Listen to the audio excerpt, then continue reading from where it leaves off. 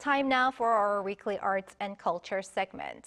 We have our culture correspondent, Song Yoo-jin, in the studio. Welcome, Yoo-jin. Great to be here, Jungmin. What do you have for us today? Well, Jungmin, as you'll already know, I'm sure, this year, 2025, marks the 80th anniversary of Korea's liberation from Japan's colonial rule. So to really honor this historic milestone, a variety of stage and screen productions are currently introducing Korea's independence movement to the audiences. So for this week, here are two productions that introduce Korean freedom fighters, both on stage and on screen.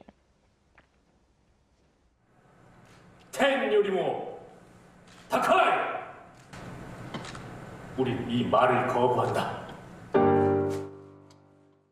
Four young men and women sing with passion, even with guns pressed into their backs. Their mission, to protect the Korean language from being erased during Japan's colonial rule. This homegrown musical, Yesterday's Poem, Tomorrow's Song, brings to life the struggles of young Korean independence fighters to defend their language and culture through poetry when forced to adopt Japanese. This is the first musical to use the poetry of Kim So-wol as its lyrics. Kim, one of Korea's most beloved poets, lived during the Japanese colonial period from 1910 to 1945. Korea's independence movement was also about the power of words, poetry, and speech. We wanted to highlight not only the lyrical beauty of Kim So-wol's poetry, but also the deep emotions tied to our history and identity. There are countless films, dramas, and performances about the independence movement. But our musical focuses on cultural efforts, young people who believed in fighting through creativity and expression. Alongside the musical, other creative projects are honoring the sacrifices and resilience of independence activists, as this year marks the 80th anniversary of Korea's liberation from Japan. The film Baeksan, From Arirang to Balhae, is another example. The documentary tells a story of independence activist An Hee-jae, who ran a trading company that served as the financial backbone of the Korean provisional government in Shanghai. An believed in nurturing people and fostering education to build a better future. He understood that independence required not just weapons, but also resources, networks, and platforms to sustain the movement. His trading company, similar to today's largest conglomerates, also helped train independence fighters. Using advanced AI technology, director Jin vividly brought An's story to life on screen.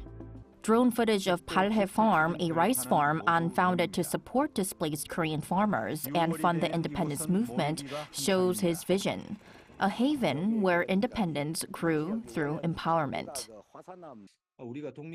While armed resistance played a significant role in the independence movement, we must also recognize there were many figures like An, who worked behind the scenes to provide the critical resources that made such efforts possible.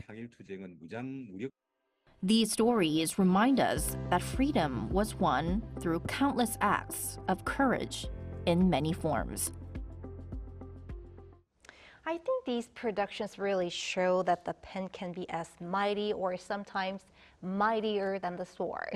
Yoo-jin, you mentioned earlier that there are several productions here in Korea focusing on the independence movement. What are other notable works?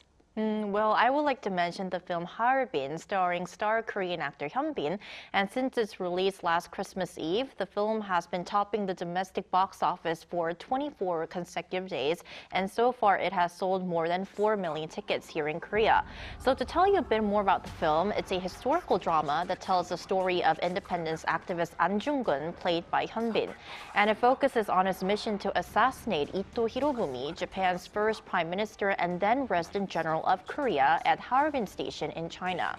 And there's also some good news for our international viewers because the film is already being screened in theaters across the US, Indonesia, and Malaysia, and is set to premiere in Australia, New Zealand, and Taiwan later this month. And what are events that we can look forward to this year celebrating the 80th anniversary of Korea's liberation from Japan? Well, as it's still early in the year, not many have been announced yet, but at least the Culture Ministry announced that this year, museums under its wing will hold several exhibitions to mark the occasion. And also, as this year marks 60 years of normalization of diplomatic ties between South Korea and Japan, I think it will be interesting to see what kind of events will be held as the year unfolds. I'm sure you're going to keep us updated throughout the year, Yoo-jin. Thank you for the report. My pleasure.